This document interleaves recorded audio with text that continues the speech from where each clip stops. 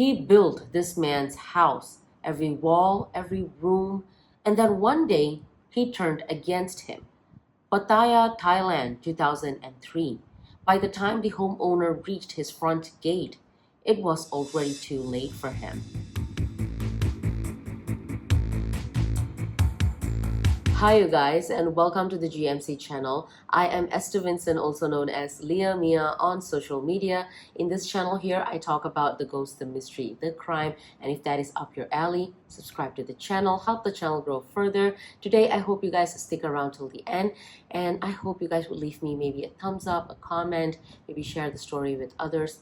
I read every comment. Without keeping you further, let's get into today's crime story. To understand how tragic this story is, first you would need to know who Jules Odekerken actually was, because he wasn't just some random expat that wandered into a wrong situation. No.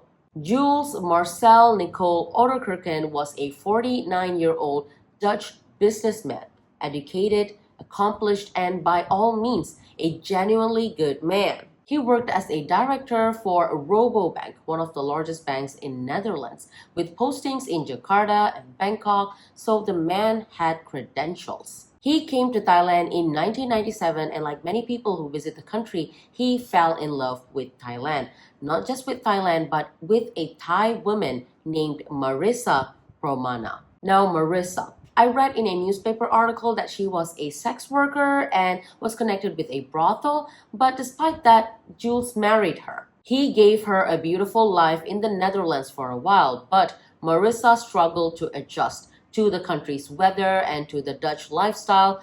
Well, honestly, who can blame her? Because Netherlands, they say, is a flat, rainy, cold country. I also read that the interesting thing about the country is cheese.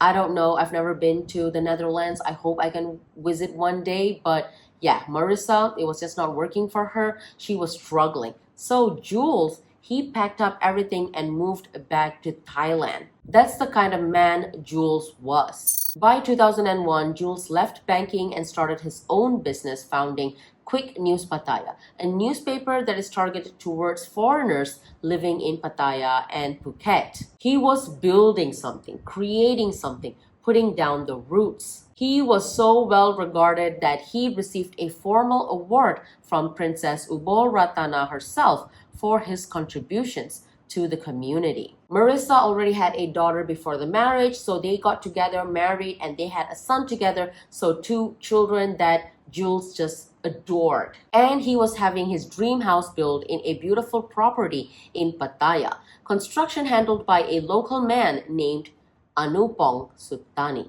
Life seems to be going good for Jules, or so he thought.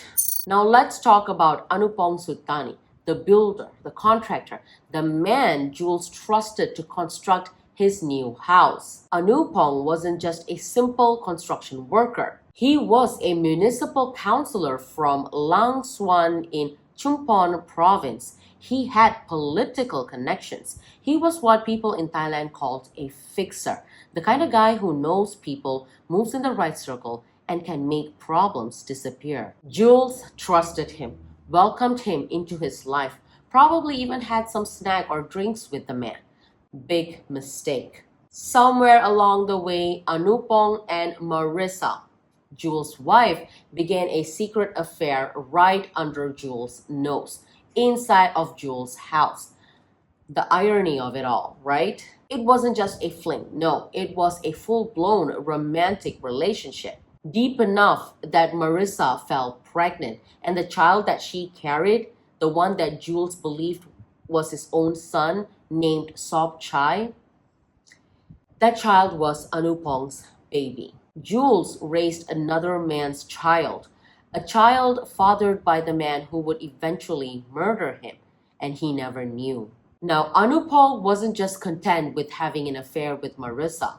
No. This is where greed enters in. And as we all know, greed can make people do extraordinarily stupid and evil things. Marissa would know about her husband's inheritance, right? So through her, Anupong found out about Jules' wealth. Estimates put Jules' total wealth at somewhere between 100 to 200 million Thai baht, which roughly is about 3 to 6 million US dollars. And just like that, a love affair turned into a murder plot. Anupong, together with Marissa brought in her brother, Seksan Pramana, and they three sat together and started planning it. Calmly, deliberately. They decided that Jules Odekerken has to die so that Marissa can inherit all of that. The man who built Jules' house is now planning to bury him. November 16th, 2003. November again. I've got another crime coming up after this, and even that crime has the month of November involved in it. I'm a November baby, and every time I sit down and write a crime, almost always the month of November is involved, one way or another. So it always strikes out like, November? November again? It's always that. Anyways, back to the night of the incident, November 16, 2003. It was a Sunday night in Pattaya, and the city was doing what Pattaya always does, glittering on the surface and chaotic underneath. Jules Odekerken was returning home. It was just like any other ordinary night. He was pulling up to the gate of his house, the house that Anupong built, and they were waiting for him. Anupong and Seksan, the lover and the brother-in-law, and they ambushed Jules right there at the gate of his house. They came at him with wooden clubs, beat him up until he lost consciousness, and then they tied a rope around his neck and dragged him into a vehicle. But Jules wasn't dead yet. During the journey to wherever they were taking him, Jules Odekerken regained consciousness. Despite everything, the beating, the rope, the trauma, this man started fighting back. He struggled and he started shouting out for help. So they stopped the car, went out. Anupong and Seksan started picking up large rocks and they beat him up again, especially on his head. And finally, Jules Odekerken died. Then they drove to a garbage dump in Banglamun, Chonburi province, and they just left him there at a garbage dump. Jules Odekerken, a 49-year-old man, award-winning, a beloved father, a husband, just left in the rubbish like he was nothing. His body was discovered by the police shortly after. Let's let that sit for a moment. Like, that poor man. He survived the initial attack. He was conscious. He tried fighting back, but they still choose to finish him off. That tells you so much about the people behind all of this. The Thai police moved quickly in this, and within a couple of days, all three suspects were arrested. Marissa, her brother Seksan, and this affair guy, lover boy, the mastermind himself, Anupong Sutani. After much interrogation, Marissa and her brother Seksan, both of them eventually came clean, like they confessed. So both of them were convicted and handed life sentences. But Anupong denied everything. And then this is the part that would make you want to flip a table, because he was released on bail while awaiting trial. Released on bail for a murder that he orchestrated. Can we believe that? And the moment he was out, he vanished. That's it, gone, poof, bye-bye. In 2007, about 4 years after the murder, Anupong was tried in absentia and sentenced to death.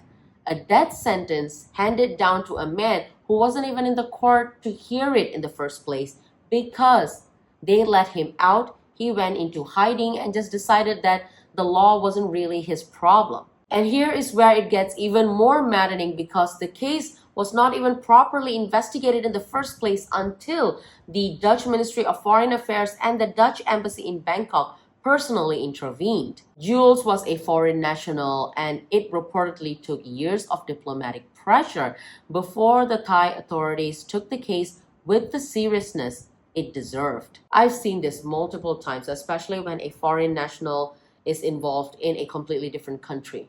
It's very unfair, it's very unfortunate, but it's just, I cannot comment. So not only Marissa betrayed him, but even the system. The system let the killer walk free for over a decade, 13 years to be exact. For 13 years, Anupong Sutani, the man sentenced to death for the murder of Jules, lived a free life somewhere in Thailand. Thailand's elite crime suppression division finally tracked him down in a northern province of Phrae, or Phrae, Phrae. I'm sorry if I'm pronouncing it wrong. It's a province in Thailand, northern part of Thailand. And he was 54 years old by then. He had been hiding there, apparently living quietly as if though he had not murdered a man by beating him up with rocks and just leaving his body in the rubbish pile years earlier. After his capture, the police confirmed that he confessed to the murder. Remorse, they said. He expressed remorse. Remorse? Hello? After 13 years on the run, after denying everything in the court, after letting Marissa and Seksan rot in prison while you're out here breathing fresh air, you want to say you're expressing remorse? Yeah, right. We believe you.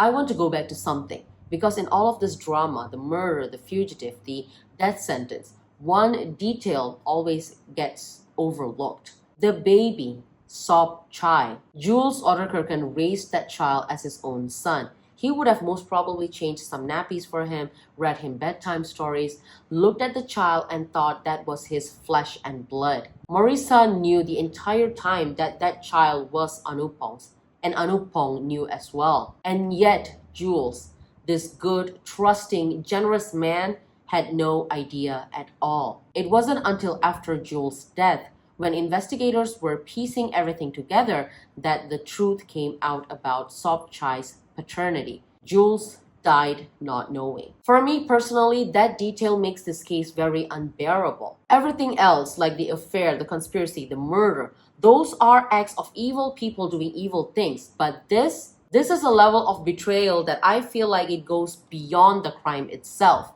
It's just so unfair. It goes into something much darker, like he, Jules, loved a child that his killer fathered. Like, I know it's not the child's fault at all. I am not putting anything on the child, because all of this happened because of some selfish adults. Selfish, greed-driven adults. Nothing on the child. Jules Odekerken came to Thailand looking for a good life, and by almost every measure, he kind of got it. The career, the family, the home, the recognition. He was a man who moved country for his beloved wife and hired local tradesmen and trusted them with his home, who raised a child who he believed was his own without a second thought, and every single one of those good qualities. His generosity, his trust, his love, all of it was used against him. Marissa was sentenced to life in prison, so was her brother Seksan. Anupong, after 13 years on the run, was finally brought back to face the death sentence that was handed to him during his absentia. Justice came, but it came slowly, and it came too late for Jules. The house Anupong built for Jules still stands somewhere in Pattaya. I wonder if anyone lives in that house, and if they do they know the history of that house? If you have made it this far, thank you so much for watching. If this story had moved you in any way, hit the like button, subscribe if you have never done so. It will help the channel grow further, and drop a comment. I love to read them. Until the next time, stay safe, trust carefully, and I would see you guys again in my next video. Until then, take care and stay safe. Bye.